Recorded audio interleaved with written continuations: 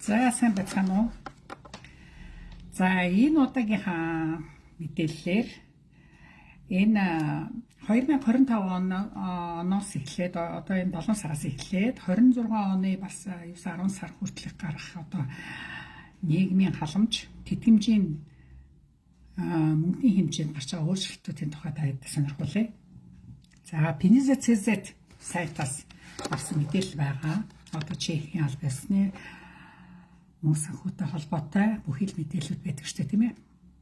За даад маа сайхан аварчиж байна. За нийгмийн дөрвөн тэтгэмжийг одоогоор бол олдож байгаа шүү дээ. Тус тусдаа өргөдөл өгөөд бүх тэтгэвэр тэтгэмжүүдийг бол тус тусад нь бодоод тус тусад нь өргөдөл өгсөний дагуу одоо мөнгөн тэтгэмжүүд авдаг, тийм ээ. Энэ тэтгэмжинд бол манай Монгол улсын иргэд маань ч гэсэн бас авч ил байдаг, тийм. За тэгэхээр энэ удаа нийгмийн дөрвөн тэтгэмжийг одоо нэгтгэх одоо төлөвлөгөөтэй байгаа юм байна.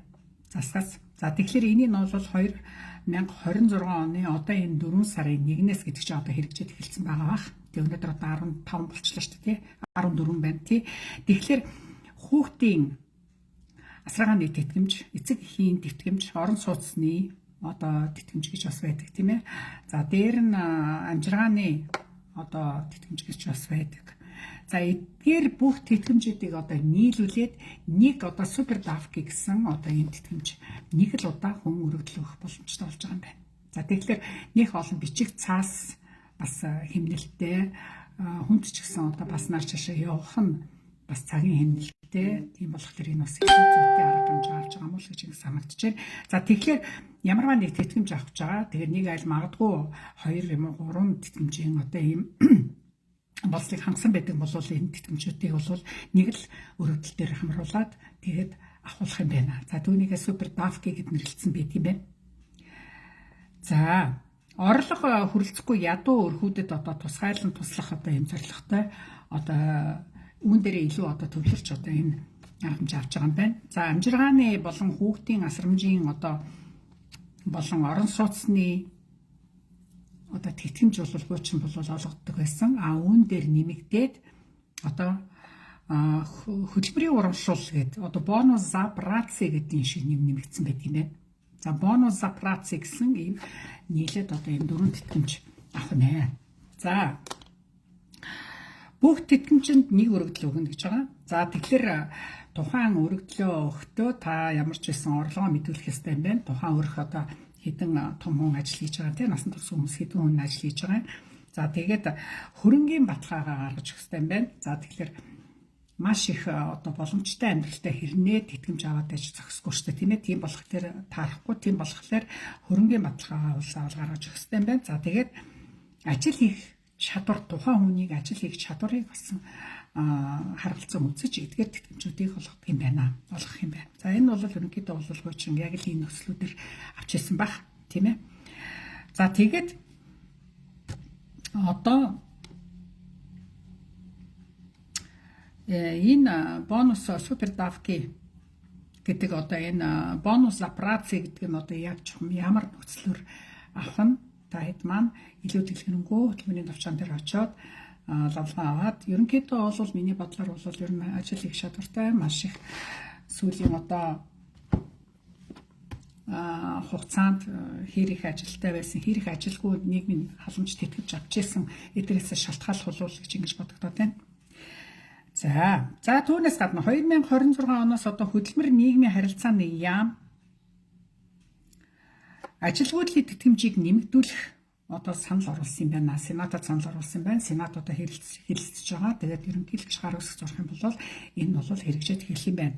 За одоо бол хөдөлмөр нийгмийн яамны одоо энэ ажилгүйдлийн тэтгэмжийг бол ерөнхийдөө 50-аас дээш насны 50 хүртэлх насны хүмүүст бол нэг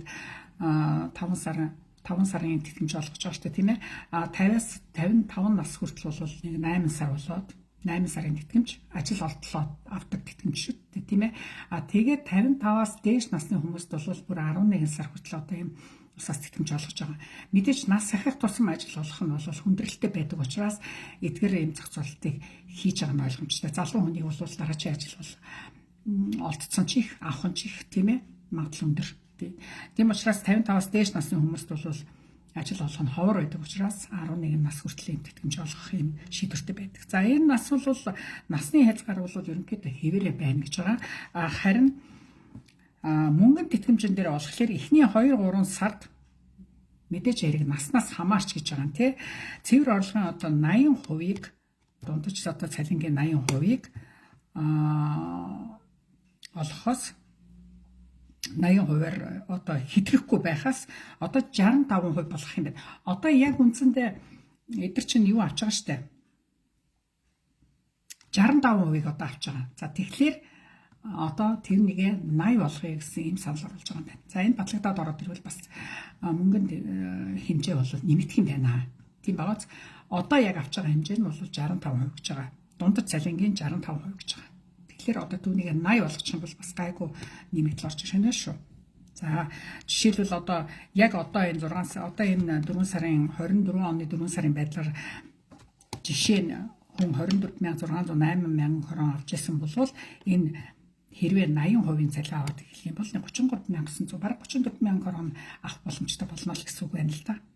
За одоо энэ ажилгүйдлийн энэ бүх ер нь ажилгүйдлийн тэтгэмж хүүхдийн орон сууцны энэ улсаас олгогдох нийгмийн тэтгэмжүүдийг дандаа шуудангаар ческа почтагаар өргөдлөө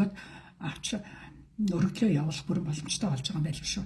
Чехийн одоо хэдэн шуудангийн салбар гэсэн би бүр маш олон шуудангийн салбар нэрсийн жагсаал гарсан байлээ. Тэгэхээр энэ шуудангийн салбараараа чехүүд одоо өргөдлөлтөд авах бүрэн боломжтой гэдэг нь 39 салбар гэсэн баха ito. Мэдээж томоохон хотууд бол заавал байгаа гэсэн үг. Тэгэхээр төв шуудангасаа очиод лавлгаа авах боломжтой шүү тааш. За эхний сар 80% гэж бодоход дараагийн 2-3 сар хэрвээ ажилгүй байх юм бол 50 хүртэлх хувиар хэвээрээ байна гэж байгаа. Түүнээс үлдсэн одоо хугацаанд мөн ажилгүй байх юм бол 40% болгож одоо бүр бууруулах одоо ажилгүй их удаан байх юм бол өндөр олохгүйгээр бүр 40% хүртэл буулгаж одоо бол 45 байх шүү дээ. Тэгэхээр 40 хүртэл 45-аас 40% хүртэл бодо буулгана гэсэн одоо ийм төсөлтэй байгаа юм байна. За энэ бол мэдээж авраг батлагдах бах. Ерөнхийдөө хэрэгжилт нь бол одоо энэ 2025 оны 10 сараас гүйцэтгэл нь эхэлнэ гэсэн ийм мэдээтэй байна. За тэгэхээр ажилгүйдлийн тэтгэмжийг бол манайхан ажил заавал удаан хугацааны оршин суухийн виз аваагүй байлаа ч гэсэн ажлаас гарах юм бол ажилгүйдлийн тэтгэмжийг бол хөдөлмөрийн төвчөнд өгөөд за тэгээд мэдээч хэрэг travel аваагүй улсууд маань бол 2 сарын хугацаанд л ер нь дараагийн ажилд заавал орсон баг. Тэгэхгүй л нөгөө ажлын карт чинь унаа шүү дээ тийм ээ. Тийм болохоор энд бол манайхан бол барагтаа бол нэг хамрагддаггүй. Тий 2 сарын хугацаанд заавал дараагийн ажлыг олсон байдаг учраас энд бол нэг тийм ач холбогдол өгдөг шүү дээ тийм ээ. За дараагийн амжиргааны доод хэмжээг ялангуяа төрөөс олгох нийгмийн халамжийн нэг хүн болон олон хүн амтай өрхийн нэгдүгээр хүнд л олгох хэмжээг нэмнэ гэсэн бас нэг ийм заалт байна. Амжиргааны доод хэмжээний тэтгэмж гэж бас байдаг тийм ээ. За тэгэхээр хэр олуулаа нэг гэр бүлд байна. Түүнээс хамаарх нь шүү дээ тийм ээ. Тэгэхээр эхний хүнд бол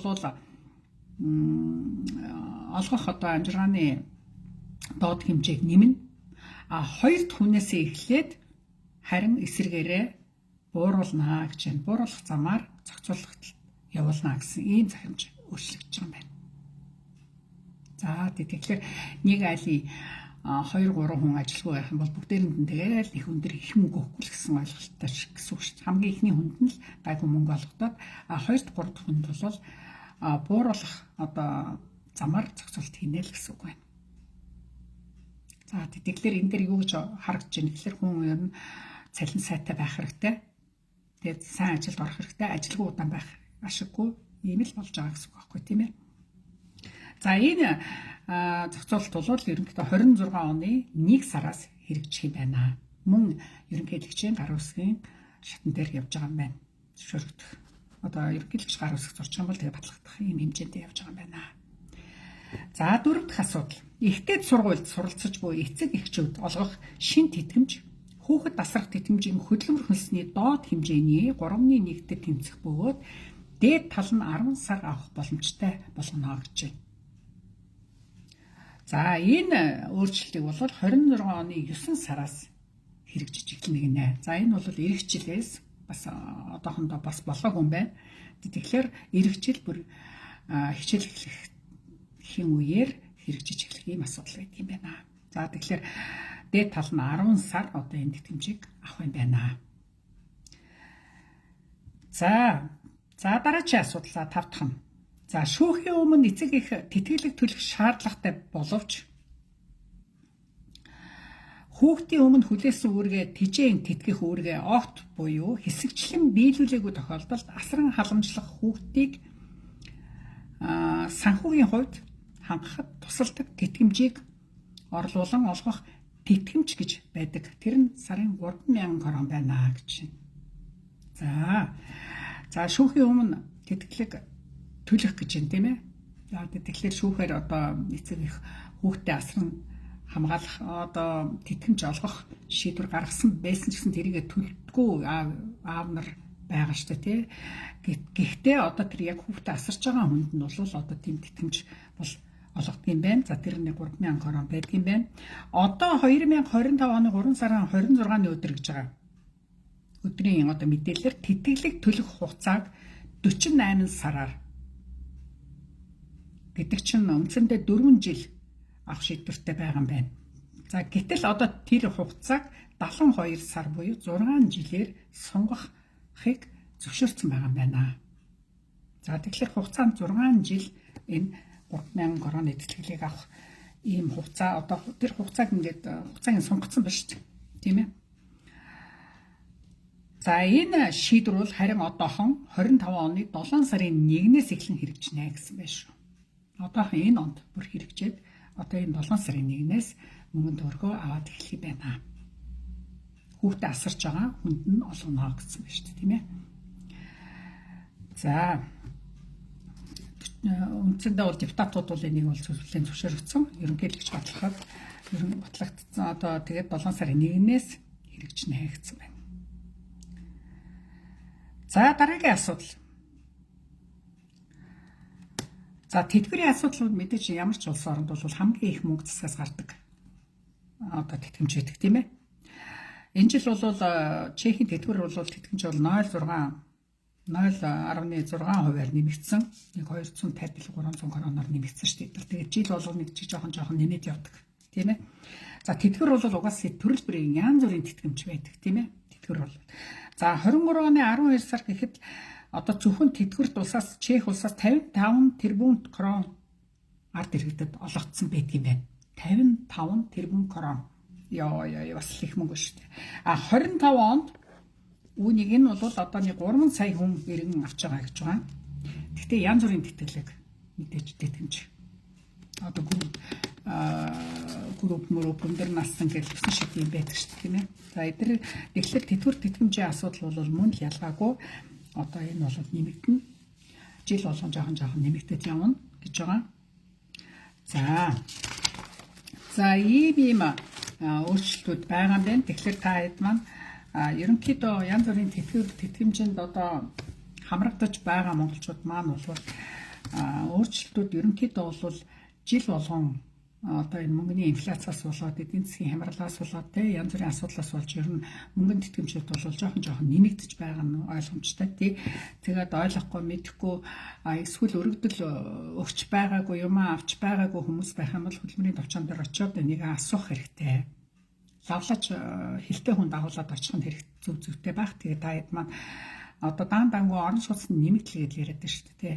Орон сууцны нэмэгдлийг бол нөгөө нэг хүн ам алуулаа байдаг. Аав ээжийн цалин одоо нийт байрны түрээсийн үнийн одоо 30% хүрэхгүй бол нэмэгдэл улсаас тэтгэмж авдаг шүү дээ. Тийм этийн ямиг авч чадж байгаа мó тийм ээ. За амжилгааны төвшин хүрэлцэхгүй байгаа бол цалин маш бага байгаа бол бас тэрэндээ өргөдөл өгөх хэрэгтэй гэж юм тийм ээ. За хүүхдийн тэтгэвэр тэтгэмжийн асуудал дээрээ таад гүйцэд мөнгө авч чадж гэнэ үгүй юу гэдгээ бас өргөдөл магадгүй өгөөгүй байгаа улсууд бас гэж магадгүй шүү дээ тийм ээ. Ирээд удаагүй энэ авчраа мэдгүй ойлгохгүй байгаа бол хажуудаа байгаа орчуулагч нараас буюу хуучин ажиллаж амьдарч байгаа хүмүүсээс маш сайн лавлага авч явах хэрэгтэй шүү дээ. Тэд нар маань одоо аюу сайн мэддэг болсон байгаа шүү дээ. Тий их одоо 4 хүүхэдтэйж гэр бүлүүд байна, 3 хүүхэдтэйж гэр бүлүүд байна. Эдгээр чинь бол аав ээжийн цалин магадгүй хөрөлцөхгүй тийм ээ. Тийм асуудлууд бол бас байгаа шүү дээ. За тэгээд төрхийн дараа, төрхийн өмнөх гэдэг эсэн шүдийн л одоо тэтгэмжүүд зөндөө байдаг. Материнский байна тий төрсний дараа. Тэгэхээр та бид нар одоо улсын нуул, улсын давна гэж одоо хүний нутагт байгаа юм чинь ерөнхийдөө мөнгөн тэтгэмжүүд авах юм ач авдаг. Тэг боломжтой байвал тэрийгээ бас хөөцөлдөж асууж, сургалж, лавлж ингэж явсан их зүйтэй байдгийн шүү. Тий. За тэгэхээр яг аймгийн зарим асуудал дээр бол яг зөрүүтэй юмнууд бас байдаг. Аймгийн зохицуулалт гэж бас байдаг. Тэгтээ ерөнхийдөө бол нэгдсэн журмаар яг хуулиндаа захирагдаад Чех улсад бол ямар ч тийм ар өөрийн хаалга байхгүйгээр маш энгийнээр одоо өргөдөл өгөхөд танд бол захиагаар хариуч нь хүрээд ирдэг юм шүү. Тэнд бол ерөөсөө заавал танил талаар хөөцөлдөх тийм юм бол ерөөсөө огт байхгүй. Та харин паспорттай, тухайн оронд оршин суух визтэй, ажил төрөлтэй, байрны бичигнүүчийн хэрэг болдог. За ялангуяа Чехэд бол нэг ажлаас салгадаад нөгөө ажилдаа эдэр орж байгаа бол тухайн хуучин ажлынхаа газраас почтовый лист гэдэг нэг юм авдаг. Тий. Халагдгаа авдаг тийм ээ. Тэгэл энэ нөгөө нэг янз бүрийн тэтгэмж авахд чинь янз бүрийн одоо бичиг цааснууд бас шаарддаг. Тэгэхээр тэр болгоны чинь энд байж ах маш хэрэгтэй байдаг. Тэгэхээр үйлдвэрүүдээс мэдээлэл маш их авдаг шүү дээ. Залингийн өдөр хойлдож авдаг тий. За тэгээд хотын захиргаануудын анкет анкет дээр нь бүглэх юм бөглөөд тий. Тэгээд цааш нөгөөд л үцэх хэрэгтэй шүү дээ. Олохдохгүй гэсэн захиа эргэлт ирлүүц. Тэр чинь бүх юм хуулаараа тооцоолж үзээд эднийд өгөх юм байна, эднийд өгөхгүй юм байна гэдэг хариугаа та нарт өгчихнө л гэсэн үг шүү дээ. Тий. За энэ дээр бас нэг анхааруулж хэлэх юм. Та ягаан картныхаа хүсэлтийг өгчөөд янз бүрийн тэтгэмж авч байгаад ягаан картны чинь хугацаа ажил хийх хөдөлмөр эрхлэх хугацаа чинь дууссан байдаг бол заавал хөдөлмөрийн давчаан дээр очиод нөгөө дотоод явдлын яамнаас одоо ийм картны хугацаа сунгаж байгаа, өргөдлөө өгсөн байгаа ч гэдэг юм уу тэр мэдээлэл заавал хэлэх ёстой юм шүү. Ер нь бол ягаан картны хугацаа дууссан л таны бүх тэтгэмж бол зогсчдөг шүү дээ. Дараа карт авсныхаа дараа нөхөн олгор авдаг юм шүү. Тэрийг сайн тэгээд хамгийн гол нь уялдаатай, засаг захиргаатайгаа уялдаатай авах юм аваад өргөлөө өгөөд ингээд явсан гэх зүйтэй байдаг шүү. Тийм ээ. Тийм. За тийм. За өөр одоо би тайлбартай бас юу хэлмээр байна гэхээр ерөнхийдөө бид нар Чехэд ирээд бас нэлээдгүй хугацаанд маш удаан хугацаанд 20-30 жил амьдарч байгаа монголчууд маань маш их байгаа. Тийм болохоор шинээр ирж байгаа хүмүүс маань даан ялангуяа тэдрээс маш сайн зөвлөгөө авч байгаарай. Тий. Мэдхгүйгээсээ болоод хэл мэдхгүй, уучраа олохгүй, дөнгөж ирээд бүүн стрессэнд л ороод тэгээд ерөөсөө ер нь хэцүү юм байна, дэмий юм байна гэсэн байдлаасаа болоод гэмж жоохон хүлээцтэй, жоохон бодолтой маш их мөнгө төгрөг зарцуулаад хүрээд ирсэн байдаг. Тэгэнгүүтээ их яаруу шийдвэр битгий гаргаарай л гэж хэлэх гээд байна. Яагаад гэвэл бид нар анх Чехэд ирж байхдаа бүгд л айгүй хэцүү байсан. За тэгээд нэг 6 сар болчих юм бол хаашаа харахаа мэддэг. Ерөнхийдөө байгаа байдлынхаа орчинтойгоо танилцаад бас гайгүй болоод ирдэг тийм ээ. Ажлаасаа сураад эхэлдэг, бас ганц хоёр үг сураад эхэлдэг, бас зөвлөгөө авчдаг хүмүүстэй болчдөг. Тийм болохоор хүн чинь нөө тасаг газрын даавуу зөвлөн гэдэг шиг арай гайгүй болоод ирэхлээр хүн ер нь буцаагүй дээр байсан юм байна гэдэг шийдвэрт хүрдэг шүү. Тий. Тэгэхгүй бол хүү хаа гэл 1-2 сар болоод ерөөсөө шал дэмий хогийн новшин өстөнөөр газар ирчихэд цалинж мөнгө авахгүй юм. Ийм хурдан яаруу шийдвэр битгий гаргаж араа хөөхдүүд. 1-2 сартаа бол угаасаа та нарт дадлын хугацаанд бол сайн цалин авахгүй шүү. Тийм болохоор та хэд маань үндсэн ажилчин болж ээж, дээрээ чинь үндсэн болж ээж, тэгээд дадлын хугацаа чинь дуусч ээж, одоо дадлын хугацаа чинь 3-4 сар болчихсон шүү дээ, тийм ээ. Тэгээд тэрнээс хойш л одоо бас нэг за ёстой үлдэхүү явах уу гэдгээл эрх зүйн бодох газар шүү. Тэгээд дээр нь бас Монголд байгаа хүмүүстэй хэлэхэд танаа гэр бүлээс хэн нэгэн Чех явчаад дөнгөж ирээд удаагүй 1-2 сар ялангуяа болж байхад нь араас нь тийм ч хэцүү байна, ийм ч хэцүү байна.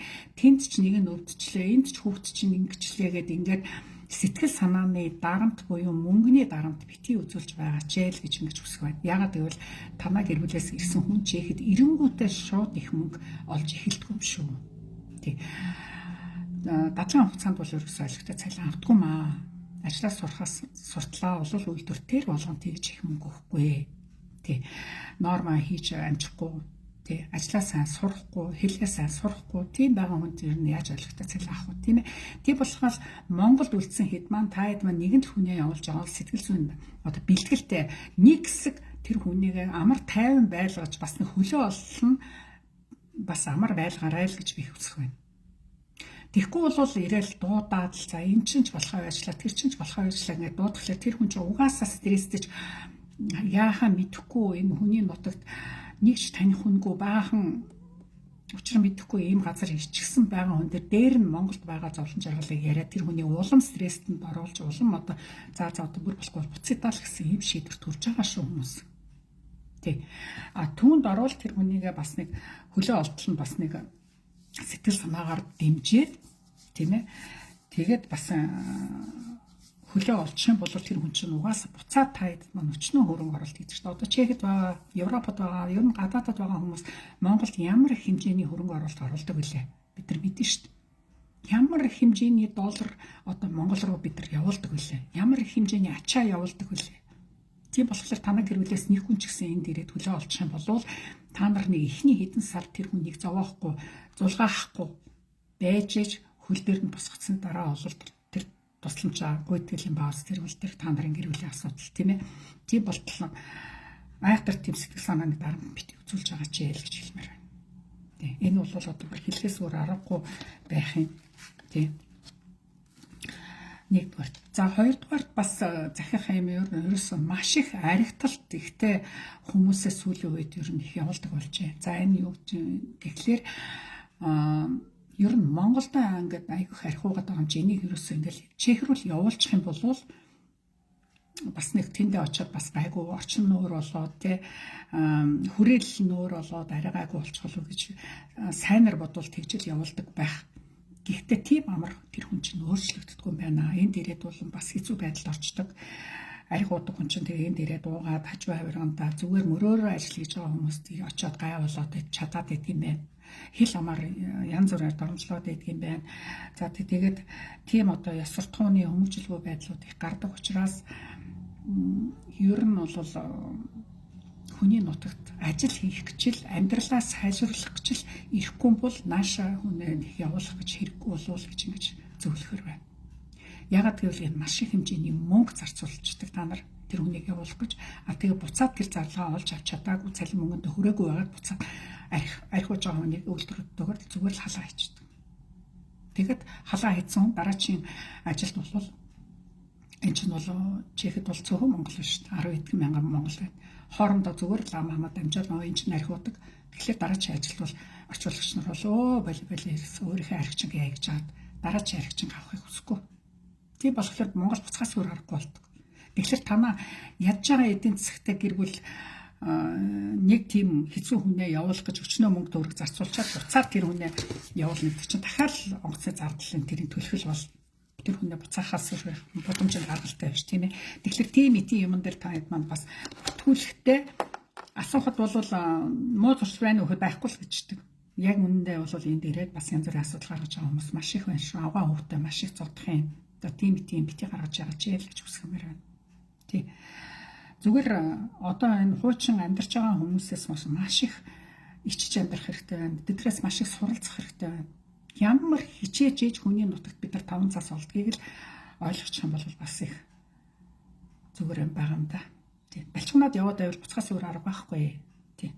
Тэгэхээр тэр их зардал мөнгө буцаад олдохгүй шүү дээ та нарт. За тэгээд ер нь ингээд ажиглаад байхад 35-аас 50 насны хооронд л ерөөсөн ямар их хэрүүлж ямар их архин туртай хүмүүс ирж байгаа эмэгтэйч тийм байна. Эрэгтэйч тийм байна. Тэгэхээр энэ дэр бас жоохон бодломоор санагдаад л байна. Тийм. Тэгээд нөгөө нэг айгүй стресстэй их ормон ер нь одоо хүмүүс нь ард түмнийг араад тахад аюу хуур нуруул дээр байдаг юм байна. Ер нь их ууртай уцаартай үг даах чадваргүй болцсон байдаг юм. Энд ирээд яг тэншгэ байх юм бол бас худлаа шүү дээ. Чех чинь шал өөр шүү дээ. Чехэд амьдарч байгаа монголчуудын маань ухамсар хүртэл өөр болсон байдаг. Төлөвшсөн байдаг. Харьцуулах чадвар нь нэмэгдсэн байдаг. Уура төвчдөг болцсон байдаг. За энийг бол бас хэлхэн зүйтэй байх л гэж бодлоо. За тэгээд хүний нутагт эхнэр хүүхдээ багахан зовоогоод тий багахан шиг зовоомоор байна шүү. Тэгэд дагуулж ирчээд янз бүрийн асуудал гаргаад зовоогоод нус нулимсыг бараад ингээд байх та эр хүн мөн үү биш үү гэдгээ бас бодох хэрэгтэй. Хүний өөрийн тийм хүмүүс байна. Тий. Тэгэхээр нэгийг бодож хоёрыг тунгаан үсттэй. Эзэн хичээл заяа чинь нэг сайхан өдөр шүү дээ. Хичнээн олон монголчуудыг манай чех энэ манай чех гэж би одоо бүр ярих дуртай өмнөдөө. Хичнээн сайхан монгол гэр бүлүүдийг энд болгоод тижээгээд ар гэрийг харж сайхан тайван амар өв хүүхдүүд нь сайхан сургууль соёл явж л шүү дээ. Болохгүй юм алга. Альчинсан нэгэн тоглоом хөөгөөл те ховжийн хөөцөлтөд хүүхэн шиг ирчүүч зөндөө байна. Нэг жоохон юм болохоор цагтаа сэргийлэх гээл. Сайхан эр хүн шиг эр хүмж байна. Сайхан бие бинийгээ ядарч байгаа нэгэндээ түшиг дулуухан болоод явдаг улсууч бас байна. Муу юмнаас нь хамгаалаад туслаад дэмжиж явж байгаа ч хүмүүс байна шүү дээ. Тэгэхээр хүний асуудал юм да тэр ч ихтэй ялцчих үл. За сэдвээсээ нэлээд хадварчлаа. Бүр ярмаар санагдаад байх нэрээ бүр заримдаа. Хайрын залуучууд маань тэгээд ирээд энэ дээрээ нэг 5 цас хийхин төлөө ирчээд бушуухан нэг өөр хүүхдэд татаж аваад нэг айтаахан амьдраасаа гэхэд л болохгүй бүтэхгүй юм болсон. Зөндөө сонсогдох юм. Харамсалтай байна. Тэр архинаас хол яваарай, тоглоомноос хол яваарай. Муухай энергитэй юмнаас юу н хол яваарай л гэж захидаад байдаг. За энэ удаагийн лайвыг өндөрлөе. Баяр таа.